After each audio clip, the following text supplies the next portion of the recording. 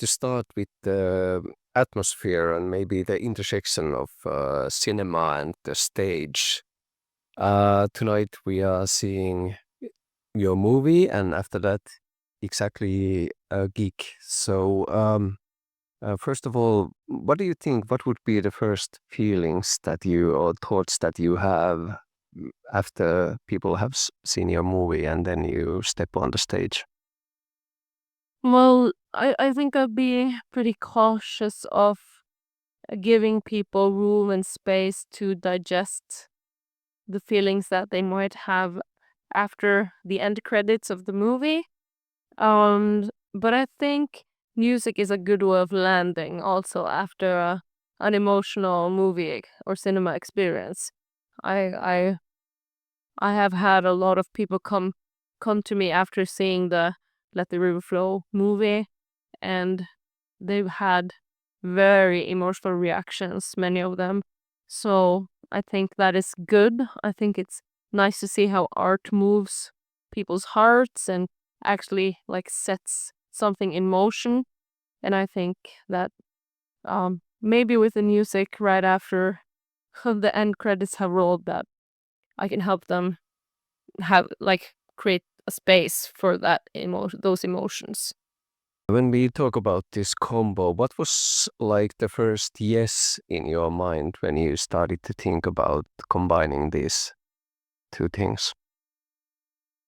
I think all of the things I do, whether it be making music and performing through concerts and things like that, or whether it be acting in a movie such as Let the River Flow or El Océano, or whether it be my activism, I think I'm always pushing for people to feel solidarity with um, maybe vulnerable groups of the world.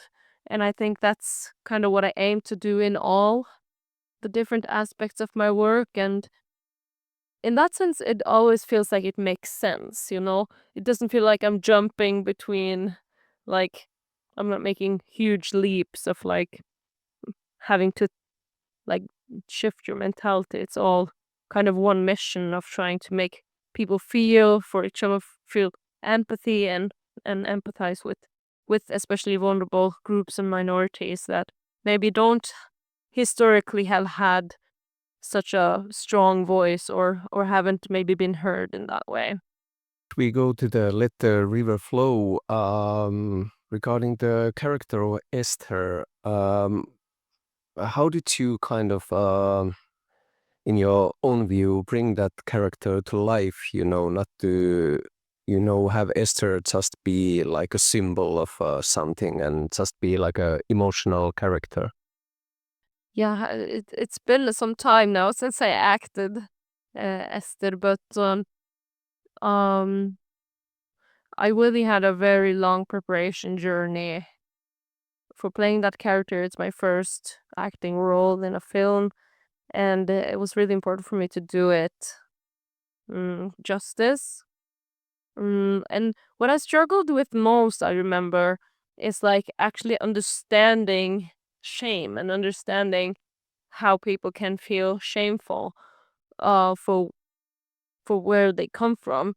Because I wasn't born in the 50s as Esther was, and I was kind of given as a gift from my ancestors and from my mother that I should be proud of being Sami and from my heritage, but that hasn't always been the case. The people that have kind of paved the way for us have had to deal with a lot of shameful feelings and kind of this need to hide your identity. And I think that was a really important part for me to understand, to also make the Esther character come alive as a complex and full human being. Did like inhabiting that character teach you something about the Alta story that maybe you didn't in some way realize before?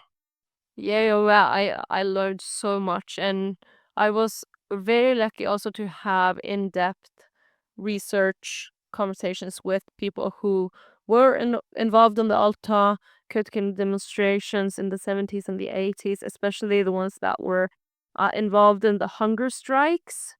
And even though I knew of these people and I'd maybe said hi to them a few times, and some of them I'd spoken to a bit, and not as I have known many people who have been involved in the Alta demonstrations, but not maybe the leading figures in that way. And it was a huge privilege to sit down with them and pick their brain, but also just listen, like listen and listen and listen to their story and their trauma. And yeah, those are things I'll take with me for the rest of my life, I think. As said, we are here in Babylon, Berlin, and it's a very special night for the Berlin audiences. So, do you think the audience will maybe somehow hear your music in a different way after seeing the movie? Well, I hope so. I hope it won't be just this trippy experience of first seeing me present the movie and then seeing me 2 hours on the screen and then seeing you when the screen goes down. I hope I hope it won't be too much for people, but yeah, actually the director of Let the River Flow, eller så här, Ole Jäver, he was asked a lot after this movie came out, like, is there a sequel? Will there be coming another one? And he, a bit playfully but truthfully, answered um that the sequel is the Fosen demonstrations that were going on on Norwegian side of Sami right when the movie came out on cinemas, which turned out to be one of the largest Sami rebellions, um, or the largest Sami rebellion after the Alta demonstrations. And I was involved in these demonstrations as well, so it was a really like meta experience of having people come out of the cinema and then watch the news and see me do the like fight the exact same fight but in real life. So yeah, it's been emotional to kind of realize how not uh like there's so much left to do for us to be equal as people.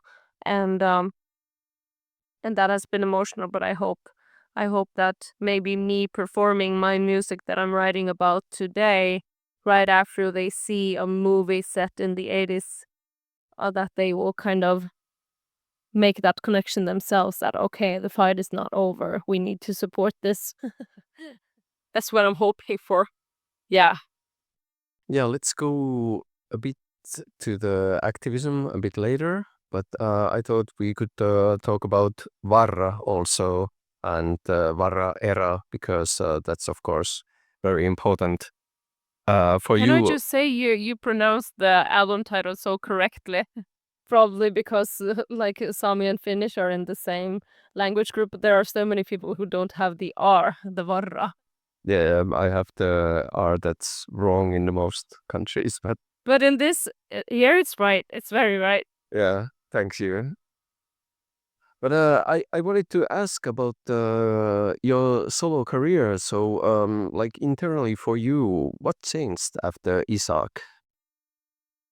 What changed? I guess I like grew up in a way in that project, and I would never like take it back.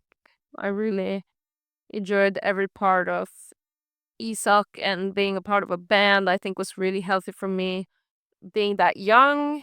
And I kind of was brought up by my two brothers in the band, kind of, and I still look up to them very much. But I think creatively, um what just happened was that I needed to try out something else. And yeah, we had a really clean breakup, divorce, that was planned for a long time. And now we're able to look back at the Isak kind of era and feel very proud and feel a lot of joy and love thinking about that. And now I'm like building the solo career from scratch, which is it's tough, but it's also very rewarding. Now you can look back at Varra album. So, in your mind, what is like the atomic unit of Ella Marie song? I've always had different entrances to a song. It will be the yoik, or it will be the lyrics, or it will be a melody, or it will just be some kind of strong feeling that I know needs to come out in some way. In the Vuorela album, I feel like you have all of that. You have very lyrics that I'm very proud of, where I've articulated frustration towards the Norwegian government and like really complex political issues, but also what does it do to a human being to stand on the barricades all the time, or to feel that your whole life you're going to spend trying to convince people that you're worth something, or convince people that your existence is like worth something. And yeah, that's the album, I think. Varra. It's it's kind of it's so serious, but at the same time I feel like it's freeing and kind of cathartic, I feel. If somebody didn't catch that, using in Northern Sami. So, is there something about your language that maybe you couldn't catch in Norwegian or English? Yes, definitely. I feel like Northern Sami is like the language of my heart, and everything I say in Sami feels more true than if I try to say the same thing in any other language, which is why I really have now dedicated myself to being a Northern Sami songwriter.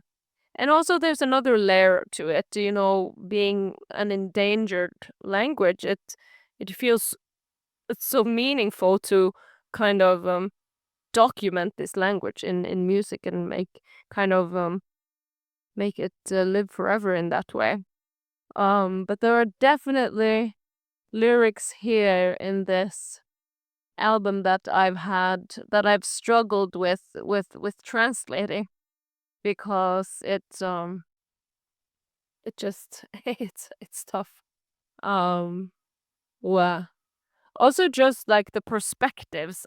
Now that I read the lyrics again, I can see how I really deliberately have chosen who I kind of speak to in the lyrics. Who is you and who is not them, but who is he, who is like, and some of the most emotional parts of the album is when I speak directly to my own people, and I say, for example, one of my favorite lyrics is I can handle all the hate in the world, but I cannot handle hate if it comes from you. And I never like explain who you is, but to me it's something that was so raw and so true in that moment that I had to kind of say this to my own kind of people in my own community. The rawness of emotions kind of translates from the album, but for you, what was like the hardest part of conveying those different emotions in the recording booth? I think the hardest part for me conveying the story of every song or the album in the recording booth is that you know things get technical, and you maybe sometimes have many takes, and I worked with bullying people who really respected my space to kind of, okay, she needs to, this is, we don't always understand her lyrics, but to her it's really important to get it right. But sometimes you'll get really hung up on like one syllable, and then the whole kind of phrase just feels off. And the executive producer in this album is my husband, and that I found really helpful during the process after a while, because I'd get lost in like, oh no, I need to sing a bit more like that and like that, but then he could always hear when I had kind of lost the essence. I'd sung it so many times that I wasn't conveying the emotions anymore, or I wasn't saying what I was trying to say the first time I wrote it. So that was helpful to have someone who wasn't afraid of me in the recording session, as my husband luckily is not. So he would just be like, no, no, no, no, I don't believe you. It needs to be, it needs to be, we need to be back to feeling the way you felt the first time you said it. Maybe we could go actually a bit deeper into a couple of songs from the album. So I read somewhere that Sanid was like a starting point for the whole album. So could you shed a bit of background? Yes, I'm actually very glad to, because now it's been a while since I gave out that song. It was the first single that I gave out as a solo artist, and it's been a while.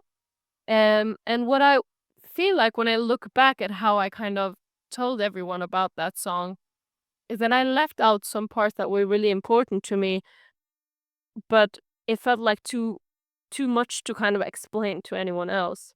So I'll try now, because the Sonnet song, it was always for my little sister, which is what I said in all newspapers and things like that.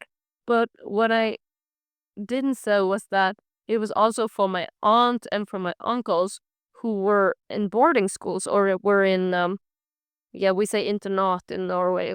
I think the closest term is boarding school. Like, they were taken away from their parents and their We had the same in Finland, yes. yeah. They were taken away from their parents and had to live at the school where Sami was forbidden for such a long time, and what a scary situation that must have been.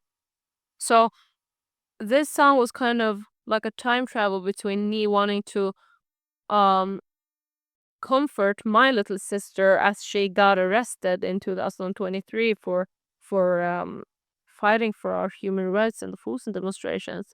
But also through the lyrics, I wanted to kind of travel back in time to when my aunts and uncles were alone and couldn't understand the language that was spoken around them, and how they must have felt so lost, like, in this world that really wasn't theirs. And I guess that's how me and my sister could feel during the demonstration, between all these tall buildings and police officers and politicians who don't want to listen to us. Like, sonnet means words. And the pre-chorus is that I will comfort you even though you will miss the sound of the comforting words and the comforting language, because around us there is just a language that isn't ours. So there's actually another story to that song that I never told about the boarding schools. Yeah. Okay, let's see if I can struck gold twice. So could you also talk about Gielista? Yeah. Yeah, Gigelisa is about her. It's also my aunt is involved there too, because we're really close. But Gielisa is about a really, really specific event when me and the other Fusen demonstrations, we were um like we were in court defending having demonstrated, and we actually called on Terje Olsson, who is the energy uh, minister of Norway, in court to give a testimony. And kind of the idea was to give the judge kind of a picture of what we were dealing with, like this impossible guy who like refuses to accept that he made mistakes and things like that. So during this testimony, I experienced that the minister would lie and lie and lie and lie in his testimony, and I got so frustrated I started scribbling things in my papers, because we weren't allowed to have phones or anything because we had to look very professional. So I started scribbling things out of frustration, and then he was done with his testimony. We had a break, and then I took up my phone and I saw my aunt had written me a message because she had been following the live stream, and then it said, "Oh my God, he lies so badly that the devil starts dancing," and I was just like, "Auntie Aunt, that's like the most perfect lyrics I've ever heard in my life." So then I had kind of I had a story to tell through a diss track. It became a diss track, but it's a fun diss track. It's like ironic, but yeah, sometimes you have to have humor to get through all these serious matters. I really love these in-depth looks in the songs, but I don't think I can score a third one. So, do you have one song you would like to tell about on top of these two? Yeah, I started a bit telling you about one of my favorite lyrics, about receiving so much hate as a public person, a public figure who also is is politically outspoken. Um, it's maybe the favorite song, like this song that I have written that I still enjoy the most and I'm most proud of, and it's Mannat on the album. And it's just I love it when I write songs that I don't realize as I'm writing them what they're really about. And then afterwards, when it's finished, I can read it or listen to it and I'll be like, oh my lord. Either I like predicted the future and I have written something that will happen to me like directly afterwards, or I'm just explaining something subconsciously that I didn't even realize myself. That's one of my favorite experiences when that happens. And Monmouth was really like that. It was like kind of singing about homesickness, but accepting that there is no home where I am totally safe from all hate in this world because, Mannat is also about mm, when they're a small people and a minority put under immense pressure, there will also be like division and people trying to hurt each other within that group.